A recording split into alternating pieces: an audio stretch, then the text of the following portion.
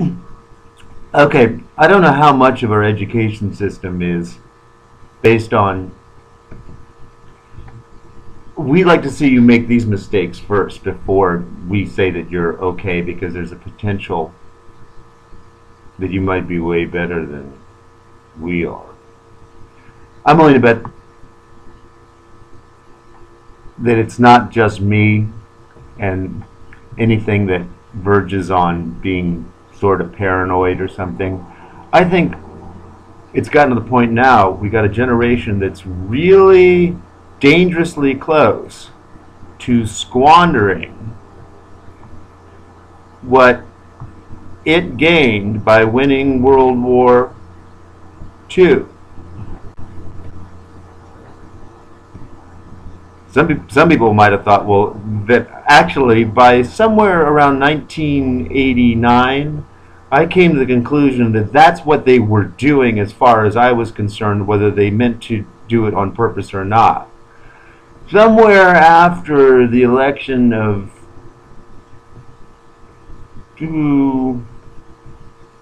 somewhere by the mid 1990s, I came to the conclusion that that's what they wanted.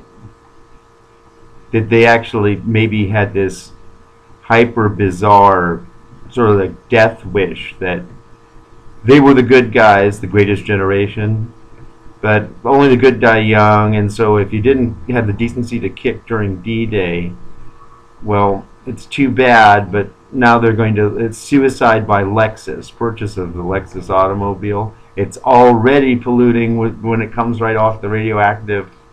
So anyway, this idea that this generation that won World War II is just all rip-raring ready to commit suicide, and how are we going to stop them, huh? You going to stop them? How, huh? You're going to annoying orange them into shame, into into behaving themselves, are you? Are you going to do that, huh? Or maybe it goes back to my theory as single nostril theory. And single nostril theory is that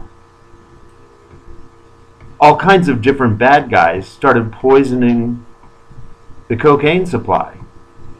And before we could convince, regular folks could convince wealthy people at the great big party that was the USA, that cocaine was all fine and good, but what really would make you happy would be to have sex on pot.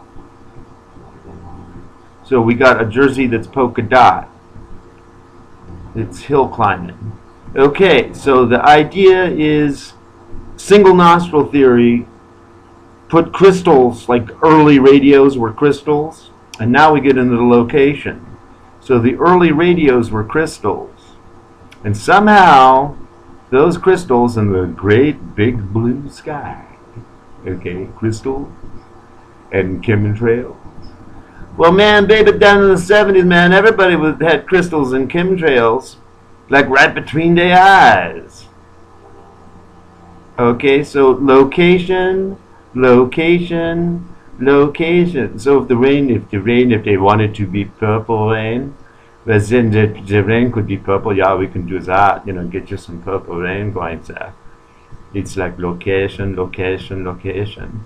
And it's like what my fellow you Americans, my fellow citizens, is like it is really like just the quote like the one of the characters played by Peter Sellers. It would be just well, you know, so anyway, it's called Doctor.